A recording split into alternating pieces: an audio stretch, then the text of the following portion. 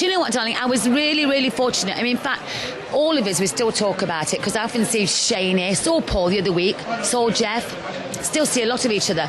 And we've all said over the years, God, weren't we lucky, Sue, to get such a marvellous part. It's all beautifully written, the fun that we had. And the great thing was it transferred into the screen and everyone, you know, it became a real favourite. So never a day goes by where I think, I'm dead lucky that I got that part, you know. And one of the magic bits that Croft and Perry wrote into that was the fact there were a number of ongoing stories right the way through the whole run. I mean, not least of all Peggy's dearest ambition to become a yellowcoat. Oh yes, absolutely. I quite understand that because, as you say, it was something for the audience to cling on to. As you say, although there was a plot, that was always a subplot there.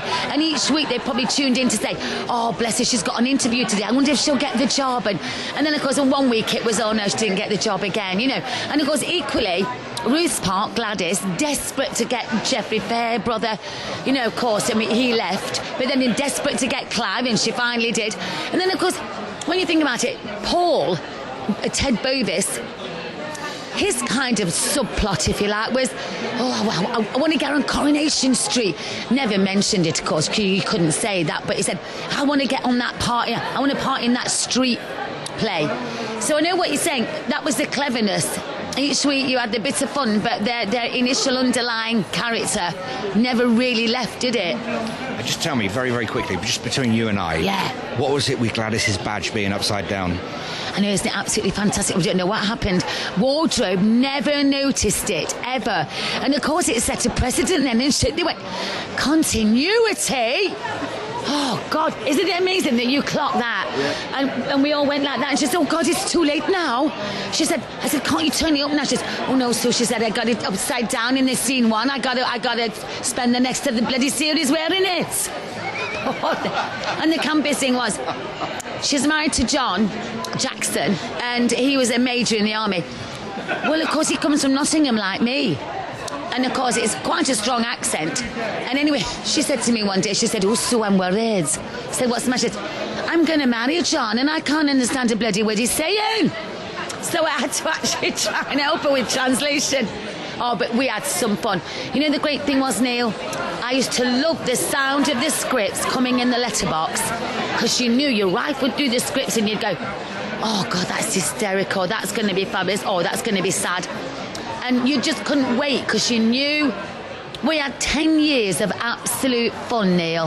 And it came across, and of course went on to You Rang My Lord and Oh Dr. Beeching. Yeah, we were really lucky with You Rang My Lord as well, because David especially, he was like the overall boss. He was co-writer, but of course he was the director and the producer and the executive producer. I mean, he had ultimate control. And he'd never done what he might call a comedy drama ever. It was always a 30-minute show. But for them, it's the first time they did a 50-minute show. So that was equally challenging for them. And I used to say I'd have to go as Ivy up the stairs to see Lady Lavender to give her dinner. And I'd be walking up the stairs and I'd be going, oh, say cut. Please say cut. He wanted me to go up the stairs with his blooming tray, Neil. They were laden with absolute authentic props. I was nearly dead going up them stairs. Oh, it was funny, though. But you know what, Neil, in You Rang My Lord, we learned such a lot about historical things. For a start, Perry, my friend who played Henry, that used to get getting clipped on around the ear hole by me. Oh, yeah. We had, he's dead now, but we had Ivor Spencer. Ivor Spencer was in charge of the School of Butling, and we had lessons for 2 weeks on how to lay a table in 1933 and that. How marvellous. I could lay a table now for 100 people. So we learned as well as to get the right things that you did at that time. Was it based at all on Upstairs, Downstairs? Oh, yes, very much so. I mean, you know what I'm going to say now, Neil? Every 20 years or so, something comes along and they think it's absolutely a new idea. Well, I mean, we were Downton Abbey now. We're Downton Abbey with laughs, really. So, you know what the plan is? They want to bring You Rang My Lord back as a little bit of a, shall we say, a bit of competition. But I thought that was very skillful, Heidi High, because you had relevant stories.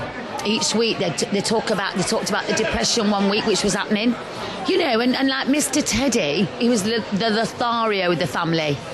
you know, and he kept putting maids in the family way and things like that. And that always happened then. In the 1980s, people would still have been going to holiday camps. That was just a bit before people would have started going away to places like Benidorm. Oh, yes, you're absolutely right. Yeah, I would quite agree. So that was why I think it was popular when it first came out, because obviously people still had fond memories. I mean, they probably tuned in to watch an episode of Heidi High, having only just come back from a holiday camp maybe 2 weeks, you know, earlier. And so that's why I think it had a great deal of reality in it, you know, whereas there was no such thing as an ensuite bathroom. You had to traipse through, you know, as you know, or through the gardens to get to the shower. And I think it also gave people nostalgia, and they thought, oh, I was a little bit, do you remember when I met you there, darling? You know, they met their husbands there and all that. So I think they were always quick, David and Jimmy, to latch on to realisms and things that people could identify with. And one of the reasons they have things like Heidi High and I Shall Say This Only Once from Hello Hello, David was a big believer in catchphrases. You know, like one of the older comics, Can You Hear Me, Mother? Yeah. Or Swinging Dodgy, you know, with one of the older comics, Norman. So, and I think he's been proven right. He knows his public. He knows what the public want. And also brilliantly sets all those programmes in the past, so they never date. Well, exactly. But interestingly enough, a lot of the so-called media-savvy people quite actually said, oh, well, Dr. Beeching is absolutely dated. Well, of course it's not. As you say, it was an era. You know, like the year 2000, you know, 2000, that decade, that'll be an era now. So I do think that when people say that, they kind of got that wrong, really, you know. I think it was really great fun, but I think, to be honest, Dr. Beeching had a great following because people loved steam trains.